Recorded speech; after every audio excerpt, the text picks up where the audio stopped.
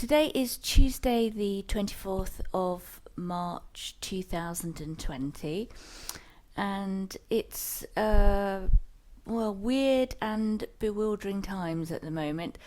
Things that I never thought I would see, and certainly no one has ever experienced before. Last night was the announcement by Prime Minister Boris Johnson of effectively a complete lockdown, so you're allowed out only for food and medicine, brief periods of exercise once a day. So essentially sort of a kind of house arrest with limited periods of reprieve, and it just takes a great deal of getting used to. I was talking to my husband about this in terms of how will we cope. I think we both feel relatively robust. We are, both of us by nature, fairly antisocial and curmudgeonly, so we prefer to be working on our own and doing our own thing a lot of the time. So I think psychologically we are reasonably well able to cope with periods of isolation. We both have hobbies and interests, but there's a difference between doing these things voluntary and just exercising one's own preference to being told and enforced to do things, and one naturally, well, I suppose, rebels against constraints.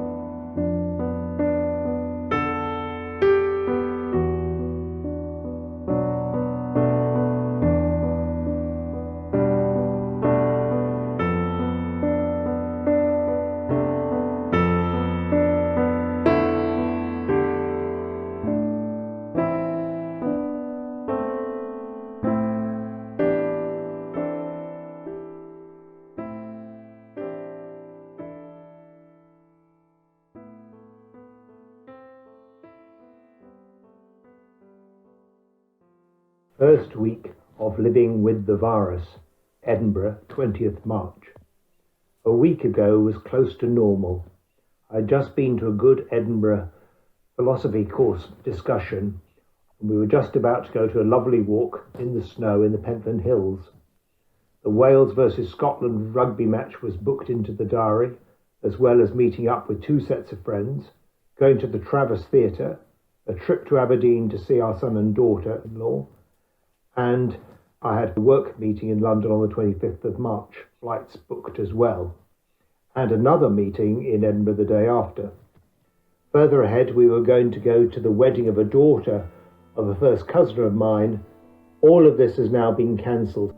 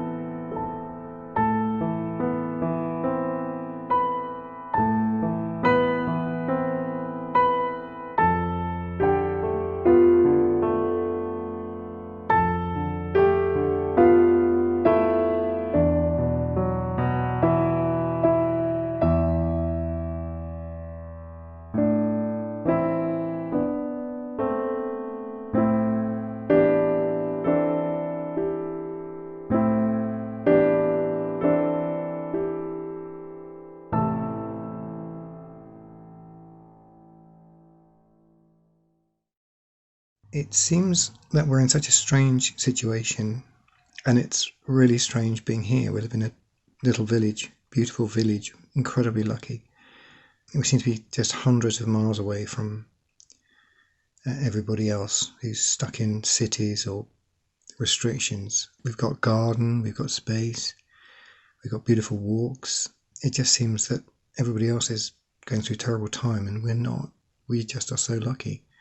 And the weather is so unreal as well. It just feels like we're in another country at the moment. It feels odd. There's a sort of definite sense of guilt that we should be doing stuff. I volunteered to do calls on that volunteer scheme, but I haven't been asked to do anything yet. I looked at being a dustman to see whether they need anybody doing anything on the dustbins in the area, but it seems that it's all covered. So I'm just trying to keep occupied. I'm doing a drawing in the garden every day, a pen and ink drawing of a different plant, and I'm just sort of studying it for maybe an hour. I just sit there, look at the way the leaves are formed, look at how it develops. And I drew an iris, and it just seems like they pop out like jack-in-the-boxes. One day they kind of seem to be tucked into this thing that looks like a sort of purse, and then bang, they come out fully formed. I was drawing one and got further down the plant, and I came up to sort of check the flower, see how that, if I got that right, and found that actually in the time I was drawing it, it had developed and changed. And that's like a lot of things. I feel that we just seem to have so much time to sit and just look at something that you've never really looked at before, or listen to something that you've never really thought about or heard before. I'm watching how birds feed, I'm watching insects moving around, watching the details on plants. It's just amazing. It's like time is changing, time is standing still in a way.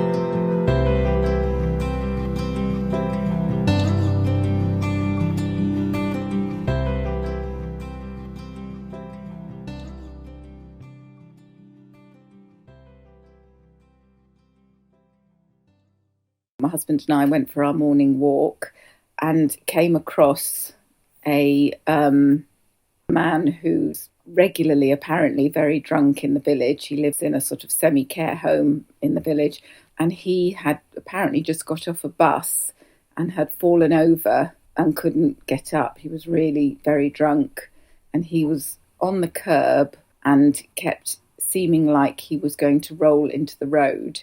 3 other people had stopped to help. Clearly everyone was very worried about touching somebody else, but because he was so drunk and threatening to roll into the road, eventually people started to try and touch him and stop him rolling.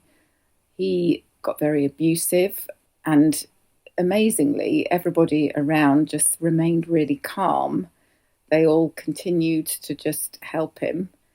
There was a man who just tried to keep pulling him up, and somebody got a chair for him to sit on, which of course it was impossible to get him up there, although they tried.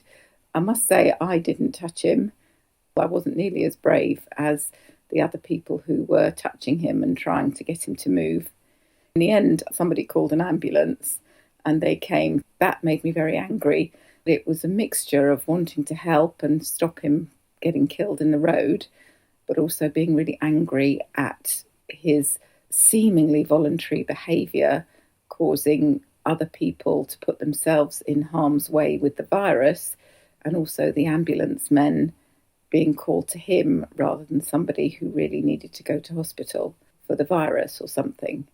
I knew it was wrong to feel those things, that he was genuinely ill as well in a different way, but you couldn't help feeling so on edge about the virus.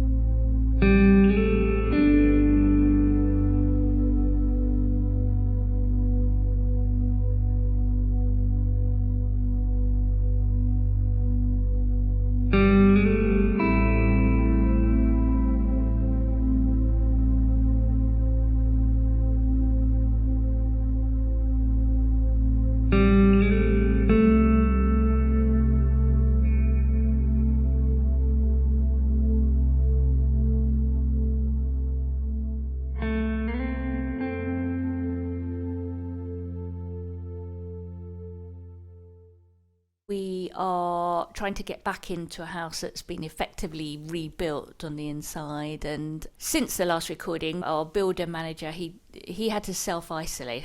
He effectively had to take himself off the job physically, though he could still work from home. And a number of our other essential trades, particularly I think the electrician, he ceased working. And so we were faced for a short term with a horrendous situation of having to move out of where we were renting because there's someone coming in, and not having a house that was going to be fit to live in. And so our personal anxiety levels peaked. And then in the way that these things do resolve themselves, little forward movements incrementally started to change the general feel of the situation. So I actually feel just ever so slightly optimistic just on that front. The country continues in lockdown, and essentially we're only allowed out for essential reasons, shopping. Those who have to go to work are still allowed to go to work, but that certainly doesn't apply to me. So very much housebound, going out to get food and finding things to occupy me. There seem to be no shortage of things to do, actually. I mean, if you're online and you've got access to a computer and a printer, there are an amazing number of things that are available and happening. There are choirs online, there are art courses, free technique-based courses or one-offs, and lots of videos. So, I mean, it really is a chance, if you are so minded, to pursue creative arts, and that's great. The question is, how long will it all go on for? Huge curbs on what you can do at a very distressing time. The death rate continues to rise, and it is set to carry on doubling every couple of days. So we are living in grim times.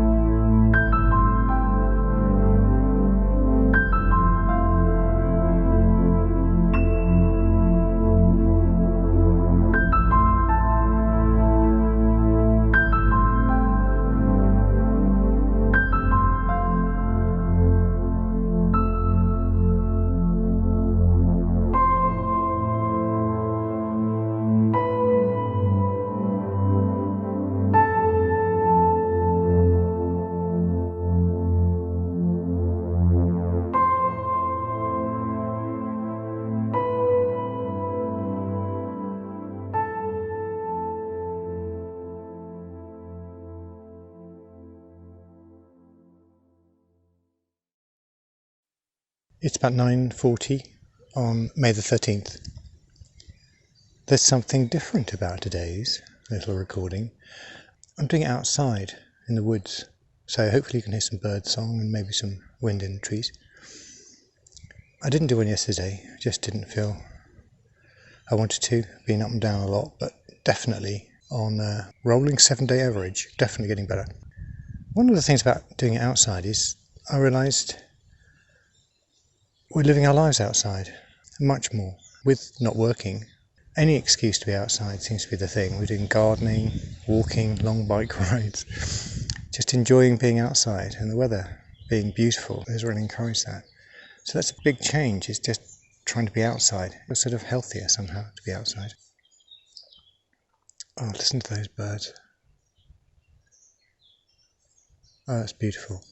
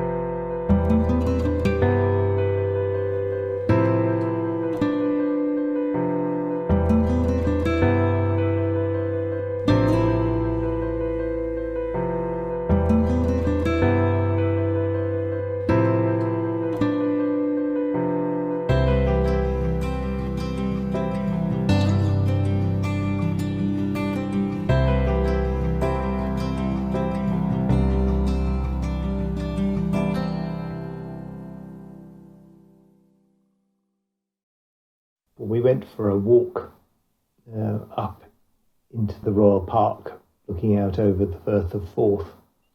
So we got up there about 10 to 8, and then I realised that this was the last day of clapping for the NHS. We were coming up to 8 o'clock on a Thursday. And then there I heard it. Some bashing of pots and pans, a bit of sound from here, there and everywhere as we looked down. We couldn't actually physically see anything happening. And then the ships in the harbour, the horns were then blasted.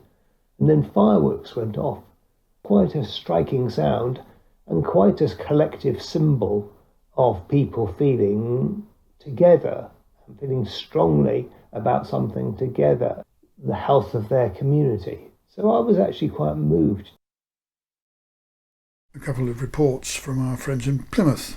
The Coast Guard picked a man out of the sea who had driven down from Lancaster, would you believe, a drive of 350 miles in order to come to the beach. What was wrong with the beach in Blackpool, nobody can quite tell us. Anyway, he seemed to have overshot the beach and ended up in the sea. He was washed away and had to be rescued by the Coast Guard. The son of our friend lives in Liskeard, works in Plymouth, delivering on his bike various things, including medication and prescriptions and things for the hospital, going to local practices, GP practices. Goes up every day from Liskeard to Plymouth, arrives at the station, puts his bike in the train, rides around Plymouth, reverses the process to go home.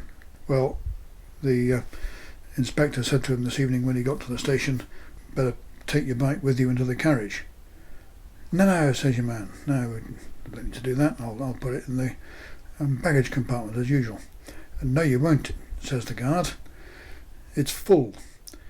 It's full of luggage, baggage, bags, rucksacks, all things that you might need for a trip from London to Cornwall. And of course the train was full of people coming down for the weekend from London to Cornwall. These people just do not care, and nothing the government says is going to do anything other than give them an excuse to behave stupidly, selfishly. And the people in and around Plymouth and Cornwall know very well what's going on, but of course they can't do anything about it, because as far as quite a lot of these people are concerned, the restrictions have been lifted.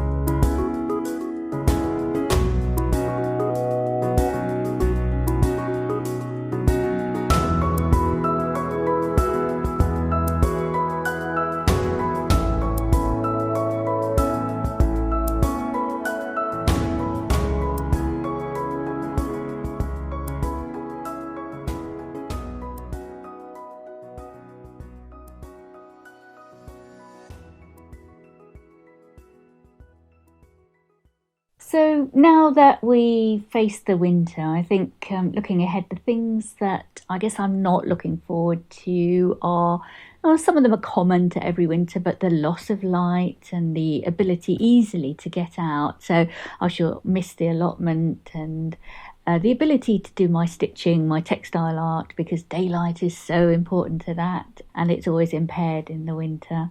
I am fearful about the lockdown and Brexit and everything around the sort of wider context to my life at the moment. I'm anxious about further restrictions, not being able to go out again.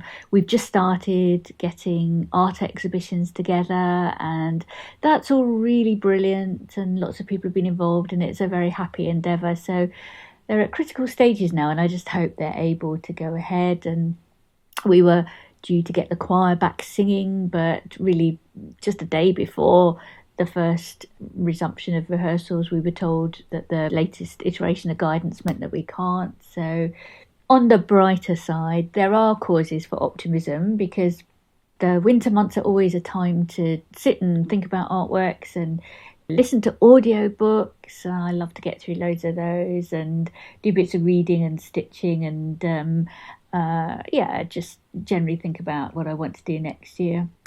Yeah, I think the situation more widely is going to get worse before it gets better, but I hope that with spring we'll see a gradual return to something that we understand as normal life, seeing family and friends and doing so without restrictions. Eventually we'll get to that point, I know, and finding again what we've all temporarily had to set aside. So signing off with Roll On 2021.